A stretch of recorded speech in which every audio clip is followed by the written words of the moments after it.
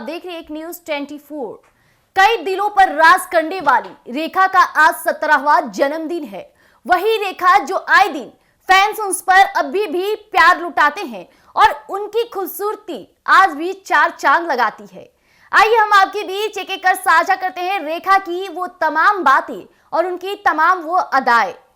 वो रेखा जिन्हें आज उनकी भव्य साड़ियों और जीवा इमेज लिए ज्यादा जाना जाता है, जिनकी मांग में भरा सिंदूर तो गॉसिप में रहता है, लेकिन बचपन में मिले गहरे घावों और फिल्म इंडस्ट्री में लंबे संघर्ष की बात नहीं होती।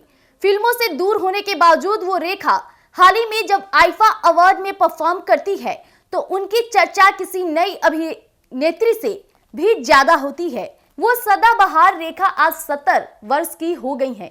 2014 की फिल्म सुपर नानी के बाद से रेखा किसी भी फिल्म में मुख्य भूमिका में नहीं दिखी है। वो आमतौर पर इंटरव्यू भी नहीं देती। उनके बंगले की दीवारों के पार पैपाराजी के तेज कमरे तक नहीं पहुंचते। मगर लंबे समय के बाद पिछले साल जब रेखा प्रतिष्ठित वोग मैगजीन के कवर पर नजर आई तो उस इंटरव्यू की सबसे खास बात थी कि रेखा का बार बार अपनी मां को याद करना बहुत बड़ी बात हो गई थी। यहाँ इस बात का भी जिक्र था कि रेखा का घर उनकी मां के नाम पर था, पुष्पावली। मुंबई की बांद्रा बैंड स्टैंड पर आज के सुपरस्टार शाहरुख खान और सलमान खान के घरों से भी कुछ दूरी पर है रेखा का घर, जिसके अतीत में रेखा और उनकी मां पुष्पावली के संघर्ष की दास्तां भी छिपी है।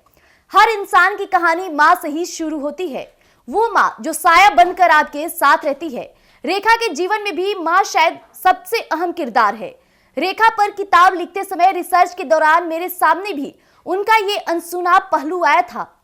मैंने फिल्म निर्देशक मुजफ्फर अली से पूछा कि उन्होंने उमराव जान की भूमिका के लिए रेखा को क्यों चुना, जबकि उस समय स्थापित और अभिनय में बेहतर मानी जाने वाली स्मिता पाटिल का विकल्प उनके पास था। उन्होंने फौरन जवाब दिया, रेखा की आंखों में गिरकर उठने की एक कैफियत थी। जिंदगी लोगों को हिलाकर रख देती है। इंसान बार बार गिरता है, मगर जब तक वो हर बार उसी ताकत से ना उठे उसके अंदर जीने का अंदाज पैदा नहीं होता।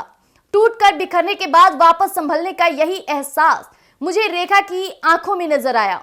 मुजफ्फर अली ने जिस एहसास का जिक्र किया वो शायद रेखा के अतीत उनकी मां से जुड़ा है, जिसमें दुख और दुश्वारियां झेलने की कहानी उन पर जीत पाने की दास्तां भी है। जैसा कि भी आपने सुना, आज रेखा का जन्मदिन है, 17वां जन्मदिन मना रही है वो इस वक्त।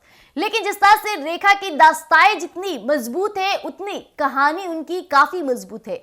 रेखा काफी बोल्ड अंदाज की जानी जाती है और अपनी जिंदगी को किस तरह से जीना है वो बखूबी जानती है। तो आज के लिए इतना ही। ऐसे तमाम खबरों के लिए आप बनी रहिएगा एक न्यूज 24 पर। धन्यवाद।